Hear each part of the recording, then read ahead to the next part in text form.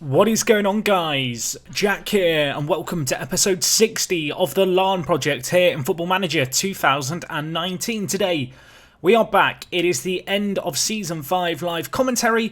We have the Irish Football Association Challenge Cup final against Ballymena to look forward to. We have to talk a little bit about the future of the series and also kind of just wrap up the season, have a look at the squad, all the awards. All that good stuff. You know the deal by now. Just since you were last here, obviously we played the game... where are we looking? We played the game against Glenavon. Since then we've played 4 league games, 4 clean sheets, 1 goal against Glenavon, 2 against Ballymena, Dungannon Swiss with 3. Could we keep the sequence going? No, we scored 0. It was 0-0. I'll make a little Rocky-style montage of all the different goals that were scored here. But yeah, variety of goal scorers. Just generally a good end to the season. Obviously, the league was kind of wrapped up. We rotated the team a little bit. A few injuries here and there, which was a bit of a shame. But obviously, there just wasn't a great deal to play for. So it was just a case of going out there, getting unbeaten for the season. And, well, we did exactly that, and with pretty good style. I feel like the clean sheets can't be understated. If we just look here at the league table to end the year, you can see we ended on 100 points, which is better than last year by 2 points. But actually, the year before that, we got 105 points. Of course, we didn't have as long a European campaign, so I do wonder if that was why we did better that season. But yes, this year, 7 goals conceded in 38 games. Can I just say that's absolutely tremendous? Like, that is crazily good. 2 of those goals were conceded in the same game as well. 86 goals in total wasn't actually the highest total in the season. Glenavon surpassed us in that regard, but obviously when you concede 7 goals all year, you're kind of going to be difficult to beat. And, well, we showed that over the course of the year and how we did that in style. You can see Newry City, newly promoted, straight back down, Porter down as well, just not quite off the level of the league. For a long period though, the league was very, very close, so interesting how it did get a little bit more spaced out as the year went on. Of course, Cliftonville finishing 7th on 51 points is more than the 2 teams above them, but that was pre-league split, obviously after 32 games. I want to say 32. Is it 32? 33 games of the season. The league splits, the top half play each other once more, the bottom half play each other once more. And yeah, you can see how we got on there. We did pretty well all in all. So yes, to start things off, we are going to do the game against Ballymena. It's the Irish Cup final. Following on from that, we are going to skip forward to the end of season awards whenever those arrive in my inbox. We'll have a look through the team at that point and all that good stuff. You can see here, first team is a little bit injury stricken. A few players who have had to take fitness tests because they're just not fit enough to play. So as a result, we're going to have to make some changes here and there. I guess it's not really the end of the world. But yeah, unfortunately, I'm not going to risk Dixon or Wright. Wright, you can see here, twisted his ankle just towards the end of the year. Didn't feature in our last couple of games. And, well, if we just look here for Dixon, he is still coming back from injury. What was his injury? I can't remember. It was a pulled abdominal muscle, you know, that classic footballing injury. But yeah, both those missing from today's game. It shouldn't matter too much in the grand scheme of things. In terms of the team for today's game, Thompson, McCoy, Ironman, Cyborg and Kane, Carlisle and Frame, O'Connor, Glendine, Pestridge, Bannon. It's kind of standard. In fact, you know what? I'm not going to play Bannon. I'm actually going to play Marshall. He got 2 goals in one of the matches towards the end of the year in the league. I'm going to show some faith in him. I really like the look of this guy. I've kind of got a soft spot for him. A player who we signed from Wrexham. I kind of forgot he existed. Kind of just appeared in the team out of necessity when I was just looking through things and realised that we had him. And when we have given him a chance, he's done okay. I don't know if he's played in a live commentary. So today, I think is his live com debut. I don't think he played last time out. We'll see how he gets on today. Can he live up to the billing and be Wright's, I want to say Wright's successor, but that makes it sound like Wright is like moving on. I don't intend to sell Wright, and I think he's only 18 or 19, so he's got plenty of years left ahead of him. But obviously, striker department is always just a nice area to have a bit of competition. So yes, this is episode 60. I've got to just start off by saying massive thank you to all of you guys for watching the series. I did talk at the start of this year about how I kind of felt like this was like going to be the last year. I still kind of feel a little bit like that. I'd love to hear more from you guys in the comments as to your thoughts. I know people towards the start of this year, when I mentioned this might be the last season, they talked in the comments about, hey, you know, you should just remove the transfer restriction now and just see how far you can go.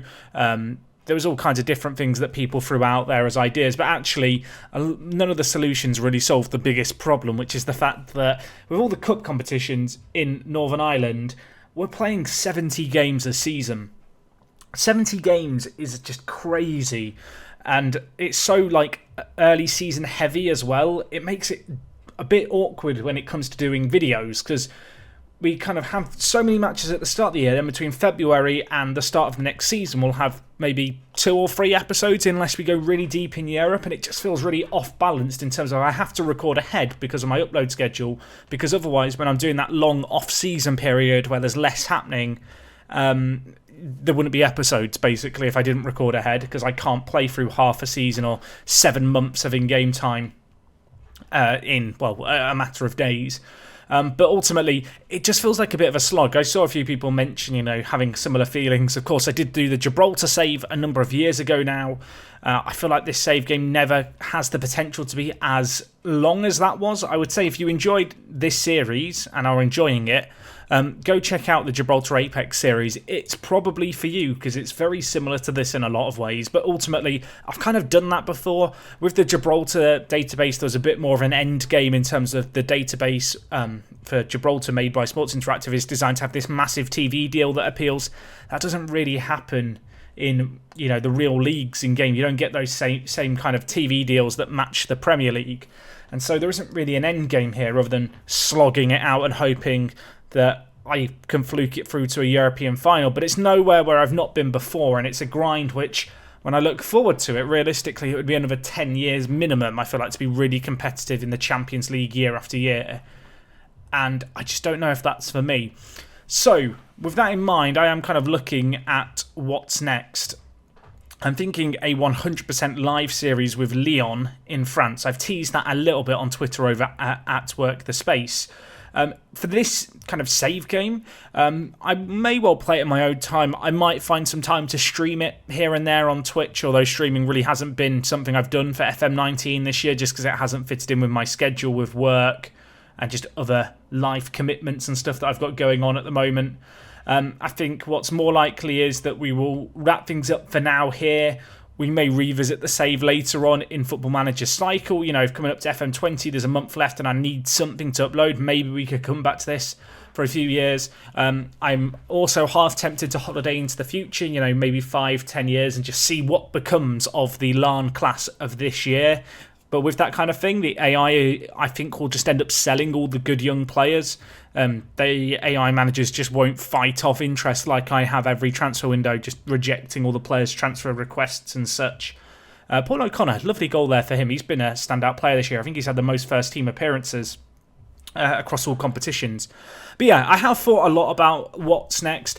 I'm kind of in two minds, because I feel like if I was to do the holidaying forward stuff, I almost wouldn't want... I wouldn't want to do that unless I knew I was finished with the save, because I wouldn't want to know how good players could or couldn't be, and obviously there's a chance they develop. As Ryan Marshall scores at his live com debut. So, I don't know. I mean, would you guys like to see the holiday and into the future stuff, see what becomes of the players? Obviously, I would want to make the save game available for you guys too. It would probably be some kind of deal where I make it available to Patreon supporters a week or two ahead of everyone else, and then everyone can download it. You guys can continue on the Larne story. Yeah, I've enjoyed this save. It's been fun, and I've really enjoyed the youth kind of style of it. But I feel like it's getting to a point now where it's a bit grindy, and I'm feeling the grind. And if I'm feeling the grind, I feel like that's going to reflect in the videos in a not so positive way. So rather than...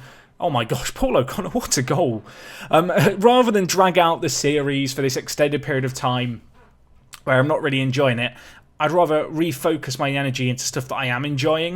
And that's not to say I've not enjoyed this season. I have enjoyed this season, but I want to end whilst I'm still enjoying it, rather than feeling a bit like a mule pumping out videos, playing a save game for the sake of pleasing you guys, and I hope you can understand that.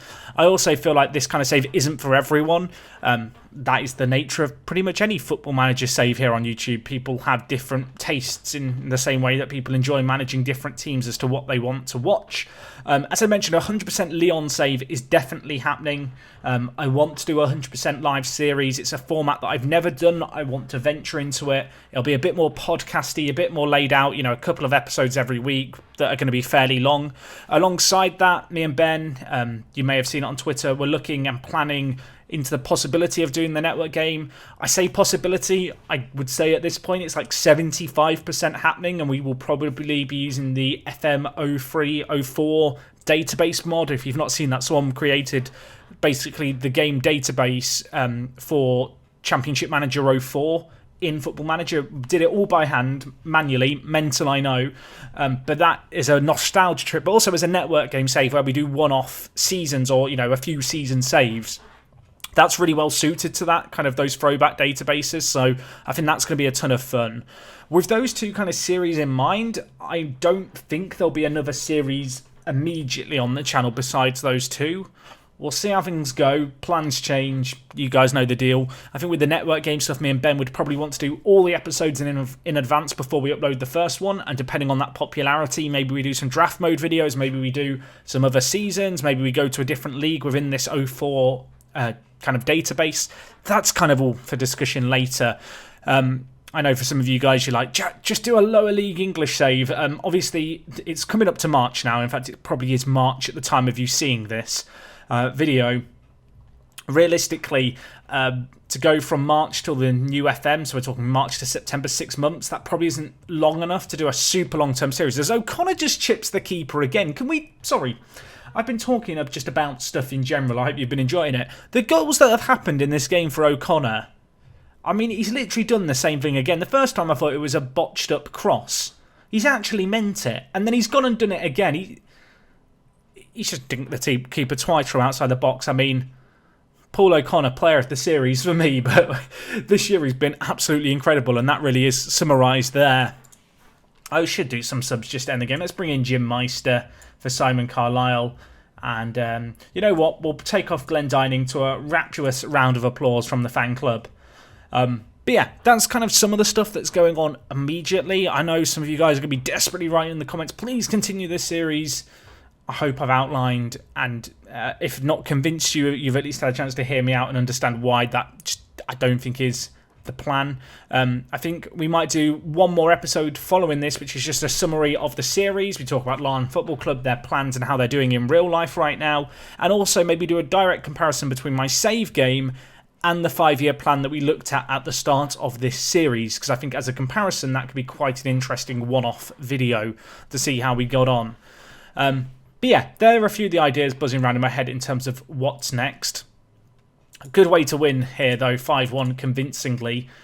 And yeah, in terms of what else might happen, we'll wait and see. I feel like the two series I've mentioned are kind of good ones, which are going to keep us busy, at least short term. But beyond that, I am looking at other save game ideas, maybe going to a country I've not managed in before, maybe Italy, maybe some kind of journeyman. I know I talked about that last kind of time we were having one of these kind of videos. I still feel like that might be the kind of thing we do, just travel around Europe, managing lots of different leagues.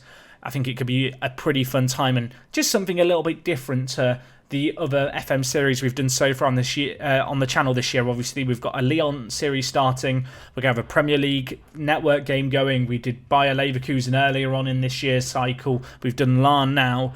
I think mixing it up, having something where we move around might be, just a nice way to spice things up. Anyway, I'm going to continue once here. I have a feeling in continuing once, I might get the emails for the end of season awards and all that jazz. We'll find out in literally a split second, I guess, if that is the case. If I'm wrong, Future Jack will take it away and we'll get to the awards and such, because I don't know when they are, and you know how it is. Everyone knows the emails I'm talking about here in Football Manager. You never know the exact dates they're going to come through. They seem to just come through at an arbitrary point at the end of the year. But it'd be interesting just to look through them and, see how we get on. I know, actually, in cutting off for now, it's going to be immediately the next day. So take note of the date. It's the 9th of May. Future Jack, get us to the awards, take it away, And yeah, don't go anywhere, folks. Okay, folks, if you answered the 11th of May, points to you in the quiz for when is the emails going to come through for the end of the year. You can see here, overall best 11. So Thompson in goal, Kane, McElhaney, Morrison and Neco Williams at the back. Worth noting with McElhaney, I feel like I never really talked about where he went. Obviously, we let him go to Crusaders on a free. I think I talked about this. If I didn't, that's where he went. He didn't really have the best season, did he now?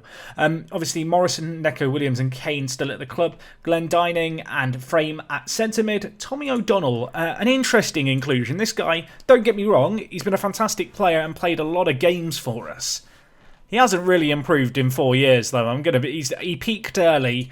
I wouldn't have him in the best overall 11. Of course, O'Connor out on the left, scored 2 absolutely crazy goals for us. His improvement this year, just as a striker, has been very notable. Obviously, in terms of his attacking area, it always looked like a gap in his game, and he kind of has filled that now. Obviously, the 4 goals in 7 appearances for Northern Ireland kind of implies that as well. He's been a top performer. Not banged in a load of goals in the league, but the average ratings speak for themselves now. He has been captain consistent over the last 5 years, really, for us. Anyway, Lil out on the right-hand side. Disappointing year for you, Lil, my friend. Made you captain, gave you a pay rise. I mean, a 7.16 is not a bad average rating. It's just not quite the 7.52 that we saw previously. 14 goals in all competitions for him there. And right up front, can't really argue with it. I feel like he's led the line fantastically this year. We do play a tactical system where the strikers don't shine perhaps as much as the free attackers in behind him in terms of the attacking midfielders. But I feel like he's done okay for us. And this year, you know what? 17 goals in continental competition. 17 goals in cup games, 7 goals in continental games. Can't really knock that. He's always come good for us and got the goals. And I think there were some questions asked when we sold players like Keandra Simmons. I think Wright has answered those. You can see in terms of fans player this season, Paul O'Connor leading the way, then Lil, then the Iron Man himself, who has had very much a breakthrough year, made it into the national team as well on 3 occasions. On a 7.59 average rating, definitely for me, my personal player of the season. You can see O'Connor got goal of the season. That actually was in the end of season game against Ballymena, so fair play to him. It could have been either of the goals. John Morgan listed as our best signing.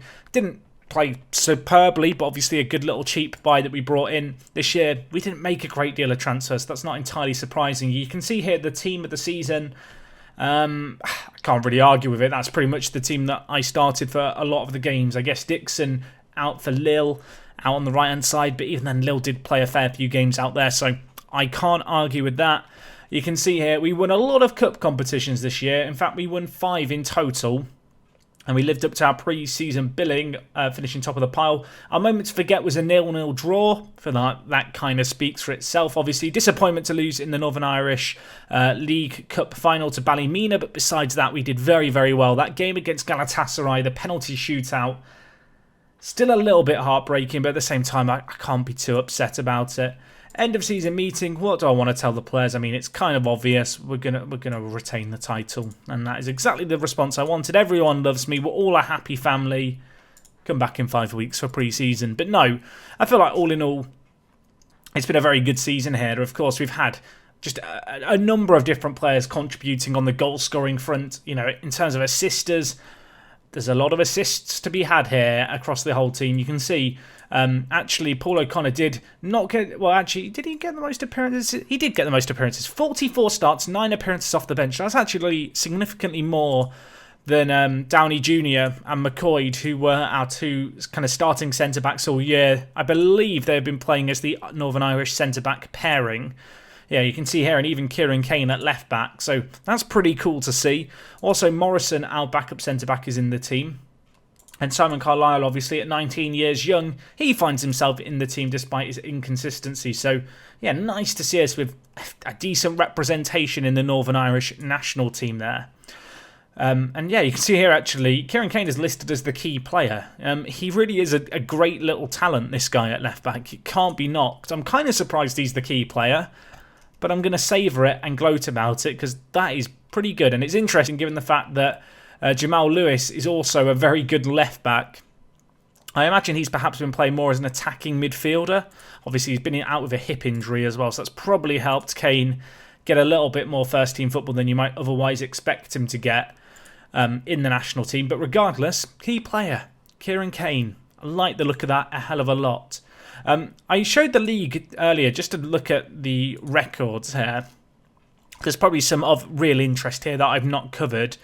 But actually, the one that strikes me as the biggest one is, games without conceding, 11. That's pretty good if you ask me. That happened earlier on this year. Games without losing, this is an ongoing record, 110. Again, it kind of contributes to the feeling of the league feeling like a grind. We've not lost in 110 league games with two teams that we've had to rotate very frequently, essentially in two starting 11s, due to all the national team and all the different kind of European football and obviously the World Cup this year screwing up our scheduling. I mean, when you look at the season, it's just crazy the amount of games we played. I think at one point we played 25 games in 50 days. It was, a little much even by my standards in terms of fixture congestion. And obviously we ended the season well. We refocused onto the league, and just the number of games which we didn't concede in is the big standout factor as far as I'm concerned. I've talked about a few of the key players. I think probably definitely deserves a shout out is the Cyborg. Last year had a great year. I thought maybe that's a one-off, but he's done it again this year. A 7.56, playing predominantly right back as well. He really has locked down that position to his own, despite the fact he is right-footed. In terms of highest average ratings, Ryan Marshall in the handful of games he's played is right up there. Then it's Downey Jr. A player who definitely deserves a mention, who I don't know if he's even played a game that you guys have seen this year, but Timmy Soberwhale, playing left back for us fairly frequently as part of our rotated 11. 7.64 rating for him. I mean, you can't knock that. That is really, really impressive. And the same for Andy Morrison. You know, these are players who, yes, they are the backups. Yes, they are the players that don't play in the big games. But whenever I've called upon them in those littler games, they've always done the business for us, and you just can't knock that, really. It really has been impressive across the board. And I mean, the average ratings kind of show that defensively it just has been our big strength. Obviously, Adrian Crawford and Robinson, also part of that crew of defenders who are kind of second choice, but who have still performed superbly. I feel like with our tactic, yes, there are games where we struggle to break teams down. Maybe we could look to tweak it, make it slightly more offensive to remedy that. But ultimately, it's very, very balanced and, well, it works defensively. And that's kind of unusual for me because although it's a positive possession-orientated system, defensively I feel like in FM it's often good and, well, it's difficult. It's great when you can do it, but it's really, really great when you can get a defensive a formation that's attacking and quite positive in terms of possession orientated, but that doesn't punish you on the counter too much. One where you're not conceding a ton of goals, and we've kind of got that balance nailed down with this 4-2-3-1. I may even upload it to the Steam Workshop. I'd like to do some more work on it, maybe try it with a few different teams. But I like this system a lot. I think it works very, very well, and I think it's kind of shown its strengths over the course of this year. Just quickly before we go, you can see the club finances here. We're in a beautiful financial situation. There's nothing really to complain about at all. Our wage spending has been very, very kind of loose, £90,000 a week. We're spending £50,000 under the wage budget. You can see if we just look at the boardroom kind of confidence. The board love me, of course. We are kind of just doing everything that the club wants us to do. And we're performing pretty much in everything that we should be performing in, with the exception of that League Cup where, I mean, we still got to the semi-final where we lost it. It wasn't exactly the end of the world. But, maybe there is a little bit of room for improvement there. You can see here, just on our own team, Kieran Kane is listed as the key player. The club value, £35 billion. The progress that we made in 5 years here cannot be understated. That is really, really impressive. Obviously, a real focus on younger players has been put on here. We lived up to our billing as media favourites. McLeany, Lil and O'Connor listed as icons. We're a legend at Larne. And then favourite personnel, Janelle Bennett and David McDade in there. David McDade now playing for Dollingstown. I mean, how's he done? Not that great. And also Janelle Bennett, a player who kind of an unsung hero really. The fans love him, which is curious because I feel like we've had players who have played way more football and played to a higher level than he has. But they just love Janelle for whatever reason. Maybe it's his name. Anyway, in terms of the facilities, Inver Park continuing to be expanded. It's going to be expanded. in the future. In the different competitions we've played at lots of different grounds. Windsor Park for Champions League games, so Europa League games we play at the Oval for, I mean, it's just a bit weird, isn't it? I don't know why we've played at so many different stadiums now I think about it, but we have over the course of this year, and we've had fans turn up. You can see in the park, 4,600 fans. It's due to be expanded again, if I'm not mistaken. Our facilities have been improved a fair amount over our time here. We are in the process. I think there is the request here. You can see here for the stadium to be expanded to, I think, in excess of 5,000 seats. Also, the training and youth facilities being upgraded as well. So we really have put an infrastructure here for the future at Larne, with the focus that we've put on the team. And of course, if this is to be the last official episode, as I said, we might do one where we compare what we achieved at the club with what the club's real life goals are. Maybe we'll come back to this again in the future. Maybe we'll do some holidaying into the future. I think one final thing to look at is just the homegrown players, because this is something that we tried to do here at the club. And I think it's quite telling actually when you look at this starting 11 from the game that we played today.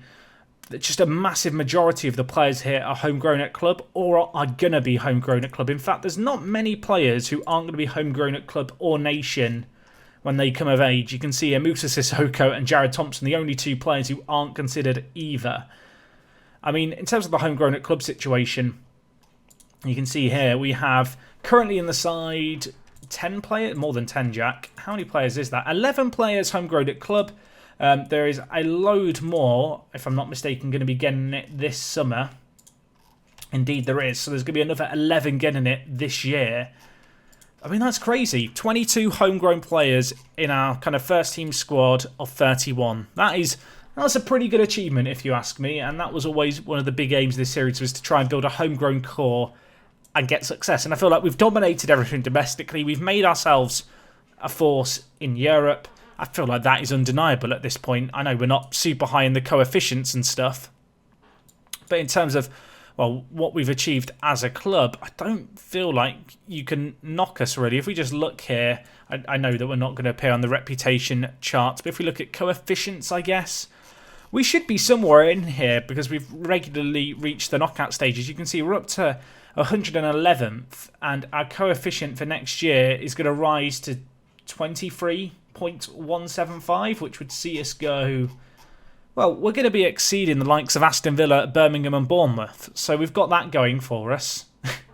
I guess they get that coefficient score due to being an English side. Is that a nationality thing that I don't really know about?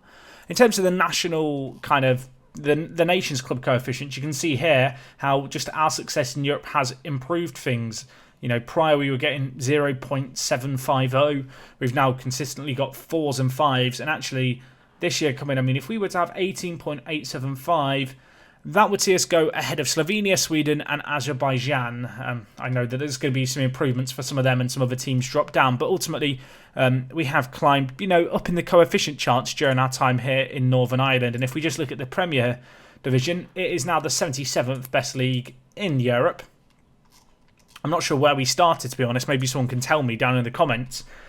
But that is a notable improvement and something that we should definitely be proud of as something that we've done here, having now won the title of this division, you know, so many years in a row, 4 years in a row. You know, we've become that team that we wanted to be when we started things out. And also, just a funny thing here, looking at player stats, Cockbill and Thompson feature in the highest clean sheet total, so two separate goalkeepers right up there at the top. It was John Morris who was top goal scorer in the league. This guy, we identified him early, we looked to sign him early, he didn't want to come to us, he was always a bit of a thorn in our side, but we have had the last laugh despite the fact he has become just the best striker in the league. You know, on an individual basis. Of course, with the way we rotate our team, we don't perform that well statistically in the league when it comes to player stats, but I'm not going to get too hung up on that, of course. Anyway, guys, I think that wraps things up from me for episode 60.